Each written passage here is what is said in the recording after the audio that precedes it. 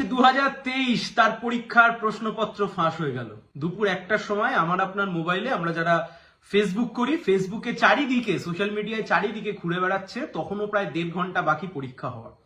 অথচ দ্বিস্তরীয় নিরাপত্তা বলয়ে টপকে আজকে সবাই মোবাইল বাইরে রেখে তারপরে সবাই পরীক্ষা দিতে ঢুকেছিলেন।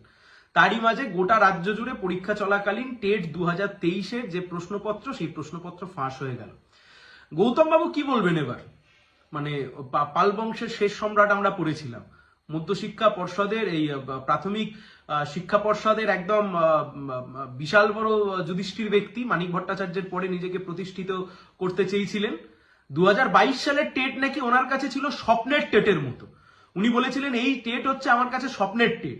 পরবর্তীকালে আমরা কি দেখলাম? সেই স্বপ্নের টেটে 2022 সালের স্বপ্নের টেটে কুন্তল ঘোষ, তৃণমূল কংগ্রেসের যুব নেতা, যিনি এখন জেল খাটছেন, ইডির কাস্টাডিতে রয়েছেন এই শিক্ষক নিয়োগ দুর্নীতির মামলাতে, তার বাড়ি থেকে 2022 সালের ওএমআর শিট উদ্ধার করেছিল কুন্তল ঘোষের বাড়ি থেকে ইডি। আর আজকে 2023 সালের পরীক্ষা চলাকালীন প্রশ্নপত্র ফাঁস হয়ে গেল। আর তার চাইতেও বড় কথা, আপনি যদি সামগ্রিকভাবে দেখেন, 2022 সালের টেট হলো, টেটের কোনো নিয়োগ হলো না। 2022 সালের টেট যারা দিল তাদের কোনো ইন্টারভিউ এর কল লেটার এলো না। 2023 সালে আবার টেট হয়ে গেল। এমন প্রচুর পরীক্ষার্থী আছেন যারা 2022 সালে পরীক্ষা দিয়েছিলেন, পাশ করেছিলেন, ইন্টারভিউ এর কল লেটার পায়নি, তখন 150 টাকা দিয়ে ফর্ম ফিল আপ করেছে সেবারে, তার পরবর্তীকালে 500 টাকা দিয়ে ফর্ম ফিল আপ করছে। এত কোটি টাকা রাজ্যের সরকার ইনকাম করছে, রাজ্যের সরকার একদম পুরো বহাল তবিয়াতে রয়েছে, কিন্তু মাঝখান থেকে যে নিয়োগ, সে নিয়োগ কোথায়? 2022 সাল নিয়ে তো কোনো মামলা নেই। এই যে তৃণমূল কংগ্রেসের নেতা, মুখ্যমন্ত্রী থেকে শুরু করে একদম দলের মুখপাত্ররা চ্যানেলে গিয়ে চেঁচিয়ে বলেন আদালতে মামলা চলছে তাই জন্য নিয়োগ দিতে পারছি না। 2022 সাল নিয়ে কোনো মামলা নেই, তাও কেন নিয়োগ দিতে পারছে না? তার চাইতে বড় প্রশ্ন এই মুহূর্তে দাঁড়িয়ে, সবচাইতে পার্টিনেন্ট প্রশ্ন, যে একটা রাজ্যের সরকার তাদের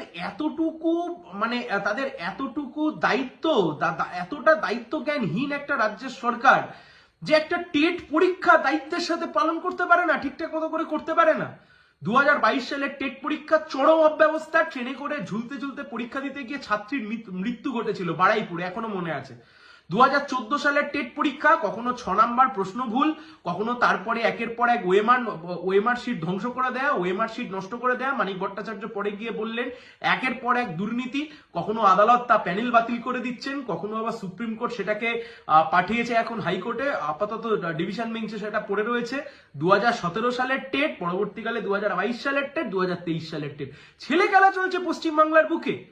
এক ধাক্কায় এই বাংলার বুকে 4 লক্ষ মাধ্যমিক পরীক্ষার্থী কমে গেছে, আর এবছর প্রায় 3 লক্ষ টেট পরীক্ষার্থী কমে গেছে। অর্থাৎ সাধারণ বেকার যুবক যুবতীরা, শিক্ষিত বেকার যুবক যুবতীরা, যারা শিক্ষিত হওয়ার পরে যারা স্কুলের টিচার হতে চাইতো এতদিন, যার জন্য কেউ বিএড পড়তো, কেউ ডিএলএড পড়তো, তারা পর্যন্ত এখন পরীক্ষা দিতে যেতে চাইছে না। পরীক্ষার প্রতি একটা বিতৃষ্ণা জন্ম নিয়েছে, তার কারণ তারা জানে পরীক্ষা শুধু নামেই পরীক্ষা হচ্ছে, মাঝখান থেকে গোটাটাই দুর্নীতি, অন্তঃসার শূন্য একটি অবস্থা। কেন দায় নেবে না পর্ষদ? কেন দায় নেবে না শিক্ষামন্ত্রী? এর আগে একের পর এক দুর্নীতি যখন হয়েছে, রাজ্যের সরকার একইভাবে বাইপাস করার চেষ্টা করেছে। কেন দায় নেবেন? একটা অপদার্থ সরকার, একটা টেট 2023 এত ঢাক ঢোল পিটি এত কিছু করলো, একটা প্রশ্নপত্র পর্যন্ত আটকাতে পারলো না। এর আগের বছর আমরা দেখেছি ডিএলএড পরীক্ষা, নিশ্চয়ই আপনাদের মনে রয়েছে, ডিএলএড পরীক্ষার সময়তে ডিএলএড পরীক্ষার প্রশ্ন পর্যন্ত ফাঁস হয়ে গেছে, ডিএলএড পরীক্ষার প্রশ্ন পর্যন্ত ঠিকঠাক মতো করে রাখতে পারেনি। এই রাজ্যের সরকারের আমলে মেলা খেলা, মৎস্য উৎসব আর কিছু টাকা পয়সা ছাড়া, 500,000 টাকা ছাড়া, এ রাজ্যের বুকে বেকার যুবক যুবতীদের যে চাকরির প্রশ্ন, স্কুলগুলো কার্যত ফাঁকা হয়ে গেছে। স্কুলগুলোতে শিক্ষক শিক্ষিকা খুঁজে পাওয়া যাচ্ছে না। চাকরির প্রশ্নে এই সরকার এতটা ব্যর্থ।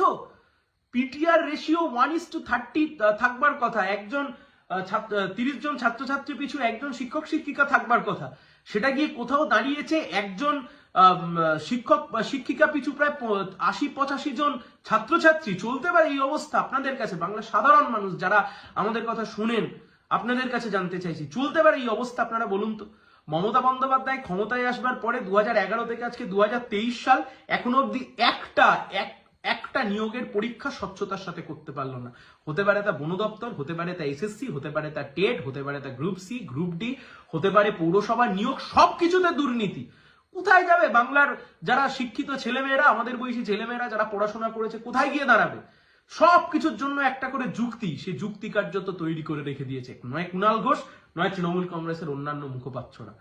বিশ্বাস করুন, মানে অন্যান্য দিন যে ভয়েসে আমরা কথা বলি, যে ভয়েসে আমি কথা বলি, আজকে হয়তো কিছুটা উত্তেজিত শোনাচ্ছে এই কারণে, আমার যে গ্রামে বাড়ি সেই গ্রামে যখন আসছিলাম 3টে স্কুল পেরিয়ে এসেছি, 3টে স্কুলে দেখেছি ছেলেমেয়েরা পরীক্ষা দিতে এসছে, ছাত্রছাত্রীরা পরীক্ষা দিতে এসছে।